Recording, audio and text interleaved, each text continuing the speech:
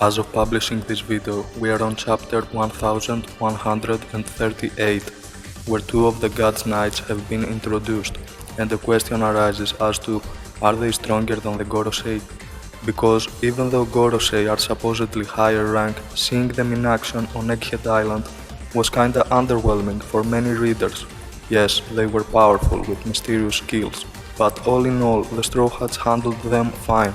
It is reasonable that they didn't outright beat them at that point in time, as they are supposed to be the strongest next to Imu, the king of the world, but Straw Hats essentially won the confrontation, and as a result Saturn was punished with death. The one thing that was most troublesome were their regenerative abilities, possibly granted by Imu, making them sort of immortal. If it wasn't for that, they don't seem that hard to combat. So, if the God's Knights are weaker than the 5 Elders, who were already shown to be dealt with okayish, then wouldn't this be underwhelming again? My theory is that the God's Knights will be shown to be far more capable than what we've seen from the Gorosei. But there's a catch.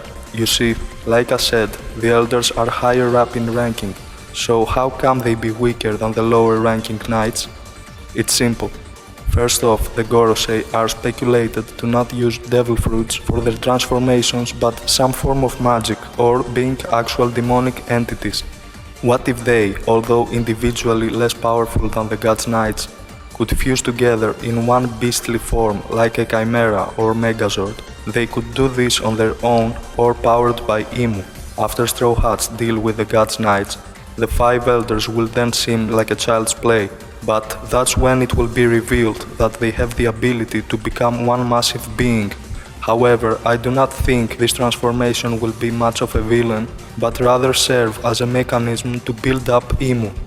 I believe the Straw Hat pirates would put up a decent fight against the monster, and Imu, frustrated by their inability to just destroy their enemies, and we've seen Imu getting emotional and almost childish before, decides to end the Chimera's life by himself, and does so easily in a fit of anger.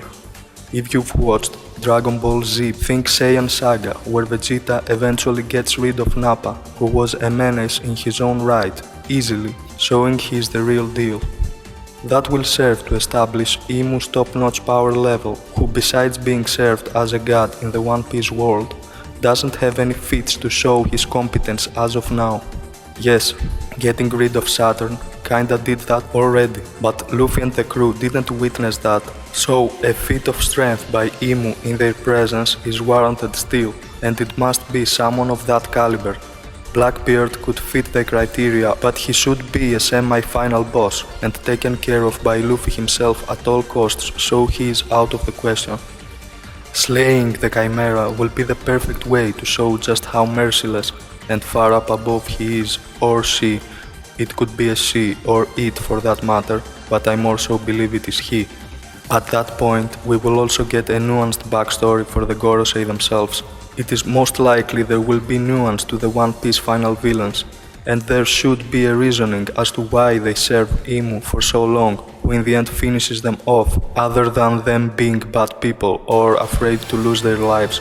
That is what I think, and would love to read your own ideas in the comments. This is in fact just a small part from a full-fledged theory I'm working on about One Piece in relation with another popular anime. Just to clarify, this part of the theory is not even mandatory. In other words, if you don't find the Gorosei Chimera plausible, the rest of my theory still stands, so stay tuned for that. Take care of yourself to make sure you don't miss it.